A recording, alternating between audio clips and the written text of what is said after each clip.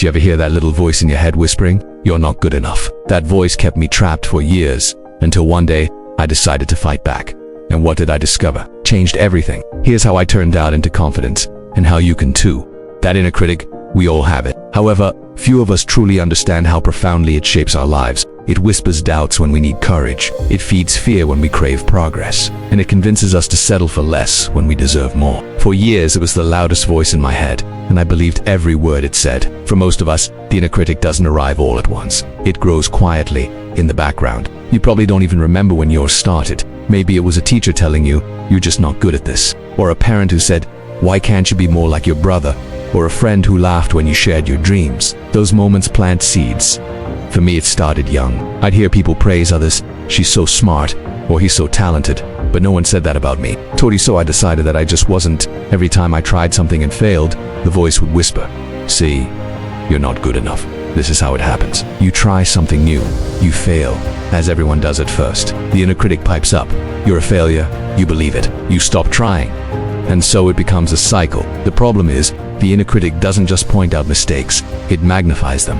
It takes one awkward moment and turns it into proof you're worthless. It takes one rejection and paints your whole future in failure. I remember sitting at my desk, staring at a project I wanted to start, but hearing that voice in my head, "You're going to mess it up anyway. You never finish anything. People will laugh. You'll embarrass yourself." And so, I didn't start. Sound familiar? The power of self-doubt, how it holds you back. It's easy to dismiss self-doubt as just feeling nervous or being humble, but make no mistake. Left unchecked, self-doubt can quietly destroy your dreams. Studies have shown that people with high self-doubt are less likely to apply for promotions, less likely to speak up in meetings, more likely to stay in unhealthy relationships, more likely to give up on goals early. It doesn't just keep you in your comfort zone, it shrinks that zone over time. Think of all the things you didn't do because you doubted yourself. The jobs you didn't apply for, the conversations you didn't start, the risks you didn't take. You believe it's you who's not good enough, when really, it's just a voice in your head.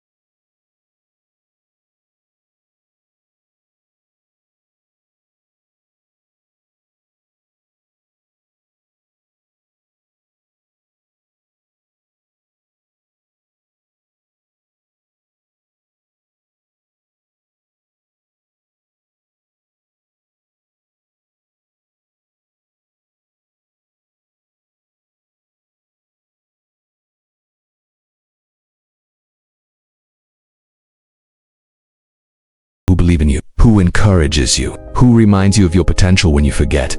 Practice self-compassion. You will make mistakes. Everyone does. That doesn't mean you're a failure, it means you're human. The choice is yours. The truth is, you can't kill the inner critic. It will always whisper, but you can choose whether to listen. You can hear it and still act. You can doubt and still move forward. Because confidence doesn't mean never hearing doubts. It means moving ahead despite it. Imagine this. You're standing at the edge of a cliff. Behind you is everything you already know, your comfort zone. Ahead of you is the unknown, your potential. Your inner critic stands next to you and whispers, "Don't jump, you'll fall." But here's the thing, you might fall a little, but you might also fly, and you'll never know if you don't take that step. So I invite you, right now, to take a deep breath and ask yourself, what if my inner critic is wrong? Then go prove it. If this is resonating with you, take a second to like this video, let's name it, and take its power away, together. And in the comments, tell me, what does your inner critic say to you? When you start to quiet your inner critic, you're left with a profound question. Who are you? Beneath all the doubts, fears, and stories you've been told, who is the person waiting to emerge? That is your true potential, and the journey of unmasking it is one of the most powerful experiences of your life. Why we don't see our potential. For years, I didn't see my strengths. I was so focused on my weaknesses, on what I wasn't good at, that I completely missed what I was good at. We live in a world that teaches us to compare ourselves to others. You scroll through social media and see someone better at public speaking, someone more successful in business, someone more athletic, more creative, more outgoing, and you think, why even bother? I'm not like them. But here's the thing, you're not supposed to be like them. You're supposed to be like you. And the sooner you embrace that, the sooner you unlock your true potential. So, how do you discover your strengths? It starts with curiosity and honesty. Take out a notebook and ask yourself these questions. What comes naturally to me? What do people thank me for? What activities make me lose track of time? When do I feel most alive? Sometimes, our strengths are so natural to us that we don't even realize they're special. If you're the one people turn to for advice, you might have emotional intelligence or empathy. If you can fix almost anything around the house, you probably have problem-solving skills and patience. If you always see creative solutions no one else thought of, you likely have innovation as a strength. It's easy to dismiss your talents as nothing special, but to someone else, they could be extraordinary. Ask 3 close friends or colleagues, when you think of me at my best, what comes to mind? Write down their answers. You'll probably notice patterns. That's a clue to your core strengths. Once you identify your strengths, the next step is to channel them into meaningful goals. But here's the mistake most people make. They set goals that are either too big and intimidating or too small and uninspiring. Your goals should be like stepping stones, each one stretching you just a little more.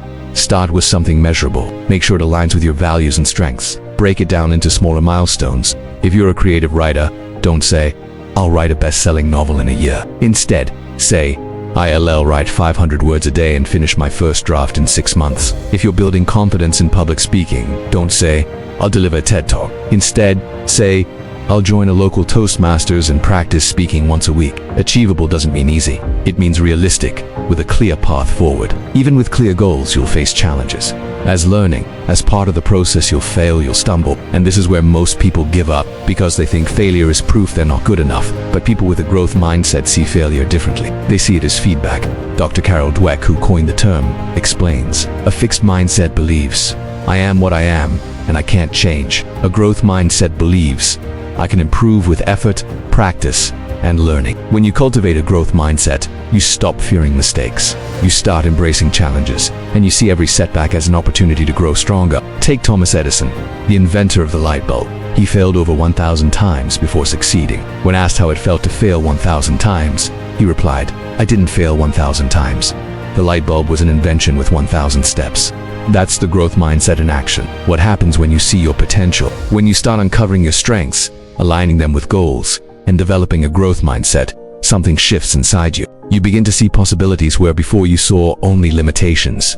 You start believing, maybe I can do this after all. You start showing up differently, with more confidence, more energy, more resilience, and people notice. You'll find yourself saying yes to opportunities you would have avoided. You'll take more risks and reap more rewards. You'll inspire others to do the same. The danger of staying hidden. But let's be honest, not everyone chooses to unmask their potential. Many stay stuck. Why? Fear of failure, fear of judgment, fear of success, because success comes with responsibility. They keep playing small because it feels safer. But here's the truth, playing small doesn't serve you, and it doesn't serve the world. Marianne Williamson said it best, your playing small does not serve the world. There's nothing enlightened about shrinking so that other people won. Feel insecure around you. The world needs your gifts. The world needs your ideas. The world needs you. Barriers you might face, and how to overcome them. Even as you work to unmask your potential, you'll encounter roadblocks. Here are a few common ones, and ways to get past them. Who am I to do this? I'm not qualified. Everyone starts somewhere. Even the experts were once beginners. Start anyway. Compare only with who you were yesterday. There's so much better than why bother? Your journey is yours alone. If I can't do it perfectly, I won't do it at all. Progress is better than perfection.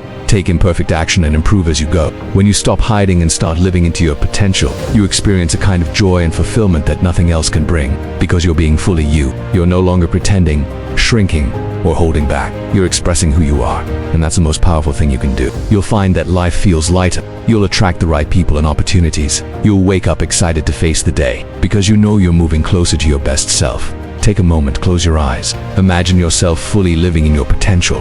What are you doing? Who are you with? How do you feel? What impact are you making?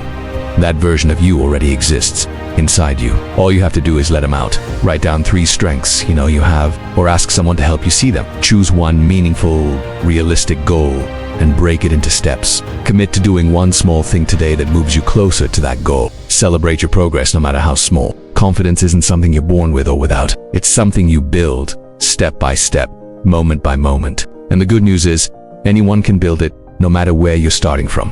Why confidence feels out of reach. Have you ever thought, if I were more confident, I'd go for that promotion, ask that person out, speak up in the meeting, chase my dream, and then you didn't, because the confidence wasn't there yet. We tend to think confidence is something you need before you take action.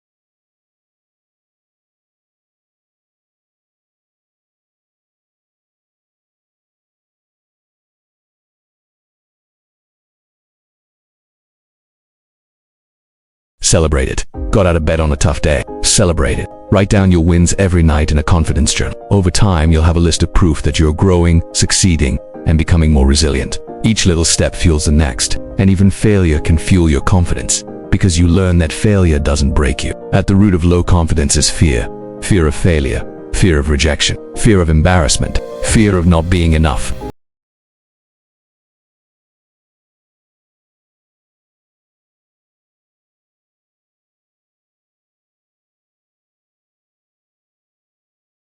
Your confidence grows. Every time you push beyond what feels comfortable, your world expands, and so does your confidence. Little by little, you'll train yourself to feel at home in discomfort, and that is the foundation of true confidence. Building confidence doesn't happen overnight. You'll have setbacks. You'll have days when you feel like you've made no progress. You'll stumble. That's normal. Commit to taking one small action every day for 100 days, no matter what. At the end of 100 days, you'll be amazed at how much your confidence has grown. You won't need to be the loudest, flashiest, or most impressive person in the room, because you'll know your worth comes from within.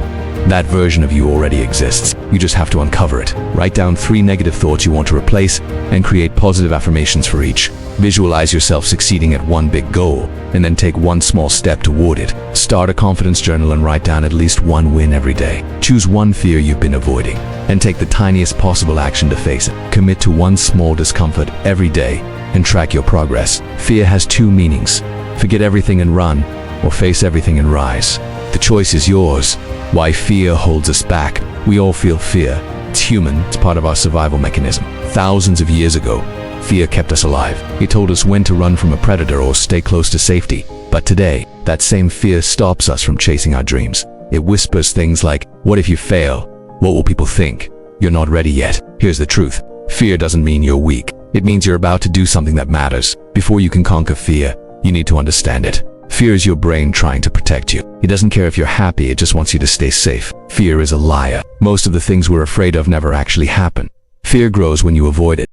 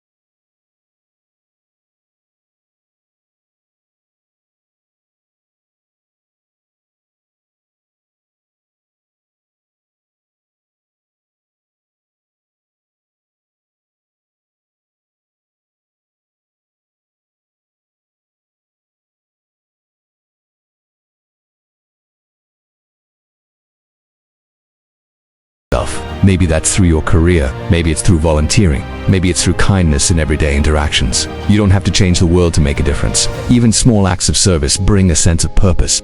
This week, find one small way to help someone else. Send an encouraging message, help a coworker, buy a stranger a coffee. Notice how good it feels. A big reason people feel unfulfilled is that they re-chasing goals that don't matter to them. If you value freedom, but you're climbing the corporate ladder just because everyone else is, you'll feel trapped. If you value family, but you're working 80-hour weeks, you'll feel guilty. If you value creativity, but you're stuck in a routine, you'll feel restless. It's impossible to feel fulfilled. If you're always focused on what you don't have, gratitude shifts your focus to what's already good in your life, and it grows your capacity to enjoy the journey. Write down 3 things you're grateful for every morning or night, or simply pause during the day and notice a warm meal, a kind word, the sun on your face. Fulfillment isn't out there. It's in the little moments you notice right now. We spend so much time worrying about the future or regretting the past that we miss the only moment we have now. Stop saying, "I'll be happy when." Stop waiting for the weekend, the vacation, the promotion, the perfect partner. This doesn't mean you shouldn't have goals. It just means you should also enjoy the process of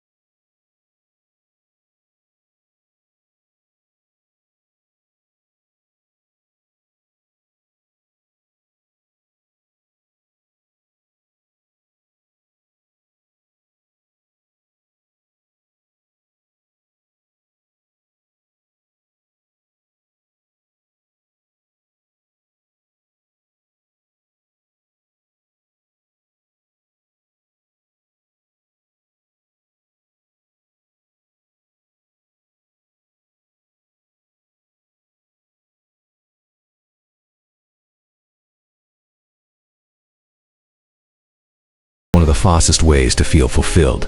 Be patient with yourself when you stumble. Show compassion to others, even when they don't deserve it. Celebrate your progress, no matter how small. When you live with kindness, you leave the world a little better than you found it, and that feels good. Start and end your day with gratitude. Do one small thing each day that aligns with your values. Reflect weekly on what's working and what's not. Prioritize quality time with people who matter to you. Keep learning and growing, while living fulfilled matters. When you live a fulfilled life, you feel more at peace.